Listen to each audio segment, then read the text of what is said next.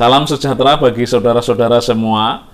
Kita berjumpa di minggu ketiga setelah Pentakosta. Bacaan ekumenis minggu ini dari Matius pasal 10 ayat 24 sampai 39. Saudara-saudara bisa menyiapkannya terlebih dahulu. Jangan lupa berdoa memohon nikmat Tuhan. Lalu kita kembali bersama-sama untuk merenungi sabda dan kebenaran firman Tuhan ini.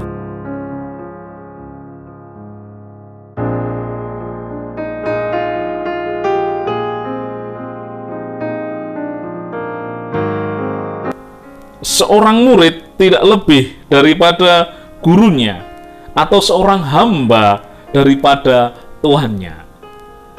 Saudara dan saya adalah murid, dan Yesus adalah guru kita.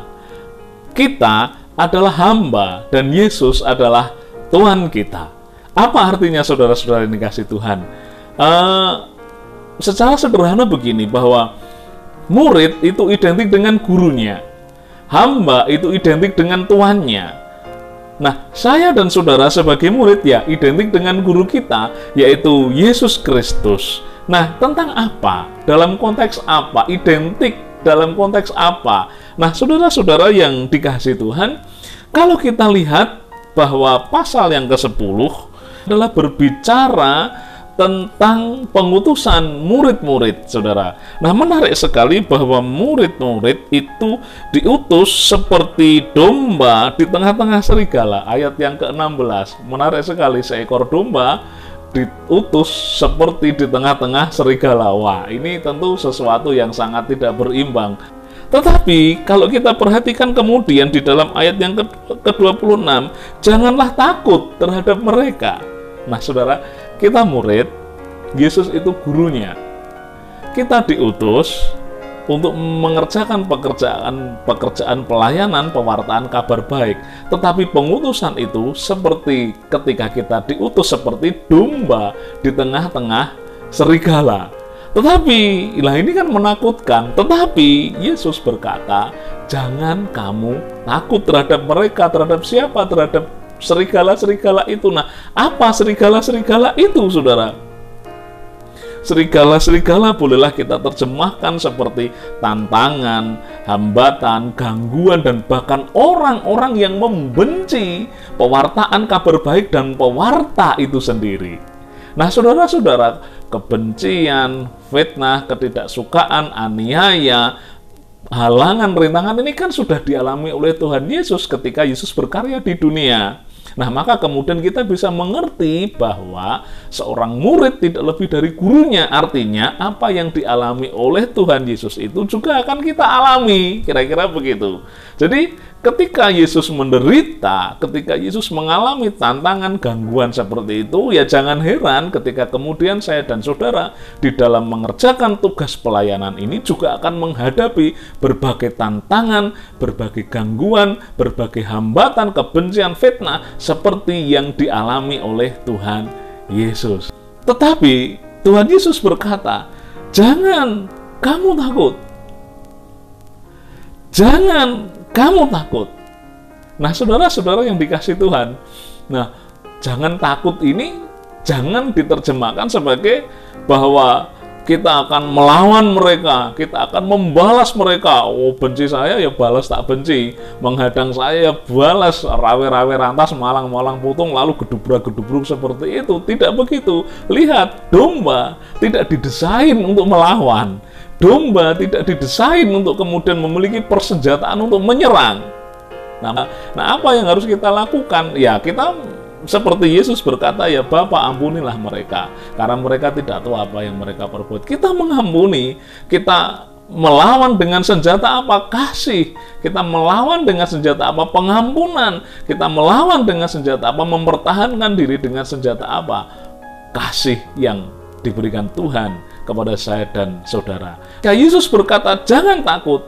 Kenapa kita nggak boleh takut? Kenapa kita harus bertahan menghadapi situasi yang seperti itu? Yang pertama, sebab Tuhan melindungi kita. Perhatikan ayat yang ke-26, jadi janganlah takut terhadap mereka. Lalu kemudian kita lanjut ayat 29. Bukankah burung pipit dijual 2 ekor seduit? Namun seekor pun daripadanya tidak akan jatuh ke bumi di luar kehendak Bapamu. Seduit itu adalah mata uang terkecil, nominal terkecil dalam teritori Romawi pada waktu itu. Itu nilainya 1/16 dinar. 1 dinar itu upah pekerja sehari pada waktu itu. Ini 1/16-nya. Dan 2 ekor burung pipit dijual hanya seduit. Seduit dapat 2 ekor loh saudara. Itu Yesus katakan bahwa tidak akan jatuh ke tanah tanpa seizin Bapa. Apalagi saya dan saudara adalah orang-orang yang telah ditebusnya, orang-orang yang berharga di matanya, orang-orang yang telah diangkatnya dari dosa. Maka saya dan saudara akan dipelihara oleh Bapa. Ayat ini dilanjutkan dengan, dan kamu rambut kepalamu pun terhitung semuanya. Perhatikan, ini sebuah gaya bahasa yang sangat menarik. Bahwa siapa yang bisa menghitung jumlah rambut saya dan saudara? Dan Yesus berkata bahwa rambut di dalam kepala kita dihitung semuanya, artinya kita dipelihara sedemikian rupa. Maka dikatakan ayat ke-31, sebab itu janganlah kamu takut, karena kamu lebih berharga daripada banyak burung pipit. Yang kedua, kenapa kita tidak boleh takut? Saudara-saudara yang dikasihi Tuhan, sebab Tuhan mengakui kita. Kita lihat di dalam ayat yang ke-32 sampai dengan ayat yang ke-36. Setiap orang yang mengakui aku di depan manusia, aku juga akan mengakuinya di depan Bapakku yang di surga. Tetapi barang siapa menyangkal aku di depan manusia, aku juga akan menyangkalnya di depan Bapakku yang di surga.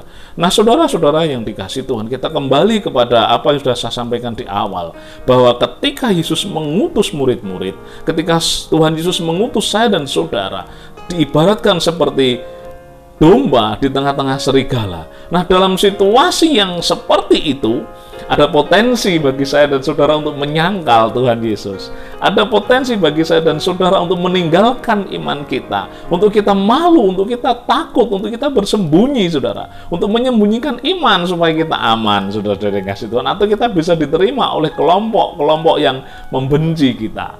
Nah, saudara-saudara yang kasih Tuhan, Yesus berkata, kalau kamu malu, saudara, Yesus juga akan malu mengakui kita di hadapan Bapa.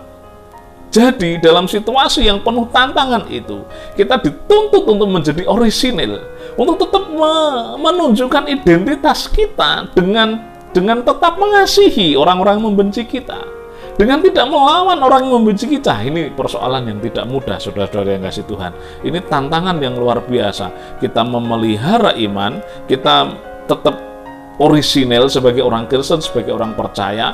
Di sisi yang lain kita menghadapi tantangan, menghadapi rintangan, menghadapi ancaman. Tetapi ketika kita menghadapi situasi yang seperti itu, kita juga harus mengasihi mereka. Lah, ini tantangan yang berat. Nah, ada anugerah atau ada pahala, boleh katakan demikian. Ada berkat bagi orang-orang yang bisa mengerjakan dan melakukannya, yaitu Tuhan Yesus akan mengakui kita di hadapan Bapa. Jadi jangan takut. Sebab apa? Ketika kita menunjukkan identitas kita, ketika kita tetap orisinil, dengan kita kemudian mengasihi orang-orang yang membenci kita, dengan kita menghadapi tantangan dengan begitu rupa, tanpa kekerasan, tanpa melawan. Nah, saudara-saudara yang kasih Tuhan, maka Yesus berkata, hendaklah kamu cerdik seperti ular dan tulus seperti merpati. Nah, ketika kita bisa melakukan dan mengerjakannya, saudara yang kasih Tuhan, Tuhan akan memberkati kita dengan sebuah pengakuan di hadapan Bapa. Yang ketiga, kenapa kita tidak boleh takut? Sebab Tuhan memberikan kepada kita kekekalan. Ayat 38, barang siapa tidak memikul salibnya dan mengikut aku, ia tidak layak bagiku. Ayat 39, barang siapa mempertahankan nyawanya, ia akan kehilangan nyawanya. Dan barang siapa kehilangan nyawanya karena aku, ia akan memperolehnya. Saudara-saudara, Yesus memikul salibnya. Dia menyangkal diri. Yesus tidak berdosa, dijadikan berdosa karena saya dan saudara. Dia yang suci dan kudus, kemudian menempatkan diri sebagai orang yang berdosa demi saya dan saudara, menebus saya dan saudara. Itu sebuah penyangkalan diri. Saya dan saudara sebagai murid yang tidak lebih dari gurunya juga seperti itu. Kita punya salibnya sendiri-sendiri. Yesus berkata, barang siapa tidak memikul salibnya ini untuk saya dan saudara, jadi kita punya salib masing-masing. Jadi Yesus tidak mengatakan kita harus memikul salibnya Tuhan Yesus, nggak kuat kita, saudara. Yesus punya salib yang dipikul sendiri, dan saya dan saudara punya salib kita sendiri-sendiri. Nah, karena seorang murid tidak lebih dari gurunya, ketika Yesus memikul salib sebagai simbol penyangkalan dirinya, maka saya dan saudara juga harus memikul salib sebagai simbol penyangkalan diri kita. Yesus menyangkal diri, saya dan saudara juga menyangkal diri. Seperti saya sampaikan tadi bahwa ketika kita melayani ada begitu banyak tantangan, ada begitu banyak rintangan, bukankah itu penyangkalan diri? Ketika seharusnya kita mendapatkan ucapan terima kasih, kita tidak dilirik pun enggak. Itu kan sebuah penyangkalan diri, itu kan salib kita. Ketika kemudian kita diperhadapkan pada tantangan, apakah kita akan mengakui Tuhan Yesus? Apakah kita akan menyembunyikan iman atau mempertahankannya? Itu kan sebuah tantangan, itu kan sebuah penyangkalan diri yang luar biasa, saudara. Ketika orang-orang menjauhi kita, ketika orang-orang membenci kita, bukankah itu sebuah penyangkalan diri? Dan itu salib kita. Dan kita harus memikulnya. Sama seperti Yesus memikul salibnya. Nah, tetapi saudara, perhatikan bahwa di dalam ayat yang ke-39, barang siapa mempertahankan nyawanya, mempertahankan nyawa, kenikmatan duniawi, nyawa duniawinya, pengakuan, keamanan, kenyamanan, itu kan sebuah nyawa dalam tanda kutip di sini, yaitu kehidupan duniawi kita.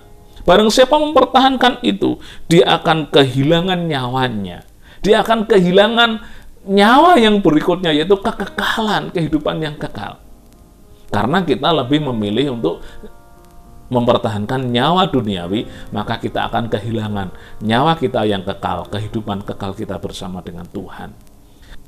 Tetapi sebaliknya, barang siapa kehilangan nyawanya, nyawa duniawi, kenikmatan duniawi, keamanan, kenyamanan, ucapan terima kasih, penerimaan itu karena aku, karena Yesus, maka ia akan memperolehnya. Memperoleh apa? Memperoleh nyawa yang kekal, memperoleh kehidupan yang kekal yang dijanjikan Tuhan itu. Jadi kita nggak perlu takut. Kalaupun kita kemudian kehilangan rasa terima kasih, rasa aman, rasa nyaman, kenikmatan duniawi, ketika kita kehilangan itu karena kita memilih Yesus, kita tidak perlu takut. Kenapa? Karena Yesus berkata kita akan memperoleh gantinya, yaitu kekekalan bersama-sama dengan Dia.